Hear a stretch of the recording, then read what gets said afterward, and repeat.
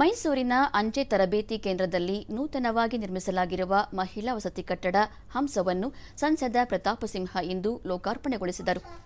ಈ ಸಂದರ್ಭದಲ್ಲಿ ಅಂಚೆ ತರಬೇತಿ ಕೇಂದ್ರದ ನಿರ್ದೇಶಕ ಡಾ ಆಶೀಶ್ ಸಿಂಗ್ ಠಾಕೂರ್ ಸೇರಿದಂತೆ ಮತ್ತಿತರರು ಉಪಸ್ಥಿತರಿದ್ದರು.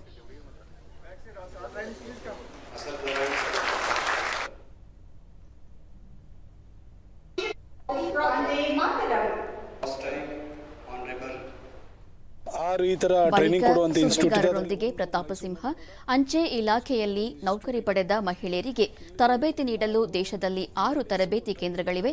ಮೈಸೂರಿನಲ್ಲಿರುವ ಕೇಂದ್ರದಲ್ಲಿ ತರಬೇತಿ ಪಡೆಯುವವರಿಗೆ ಅನುಕೂಲ ಕಲ್ಪಿಸಿಕೊಡಲು ಸುಸಜ್ಜಿತವಾದ ಮಹಿಳಾ ವಸತಿ ನಿಲಯವನ್ನು ನಿರ್ಮಿಸಲಾಗಿದೆ ಎಂದು ತಿಳಿಸಿದರು. ಕೋಟಿ ವೆಚ್ಚದಲ್ಲಿ ಅದನ್ನು ಲೋಕಾರ್ಪಣೆಯನ್ನು ಮಾಡಲಾಗಿದೆ. ಈ ಹಿಂದೆ ಮನೋಜ್ ಸಿನ್ಹಾ ಅವರು ಅಂಚೆ ಇಲಾಖೆಯ ಒಂದು ಜವಾಬ್ದಾರಿಯನ್ನು ಹೊಂದಿದಾಗ ಅವರು ಇದನ್ನು ಕೊಟ್ಟಿದ್ದರು. ಇವತ್ತು ಅದರ ಸಂಪೂರ್ಣ ನಿರ್ಮಾಣ ಆಗಿ ಲೋಕಾರ್ಪಣೆಯನ್ನು ಮಾಡಲಾಗಿದೆ. ಎಲ್ಲ ಟ್ರೈನೀಸ್ ಬಂದಾಗ ಅವ್ರಿಗೆ ಉಳ್ಕೊಳ್ಳೋಕ್ಕೆ ಇಲ್ಲಿ ವ್ಯವಸ್ಥೆಯನ್ನು ಮಾಡಲಾಗಿದೆ.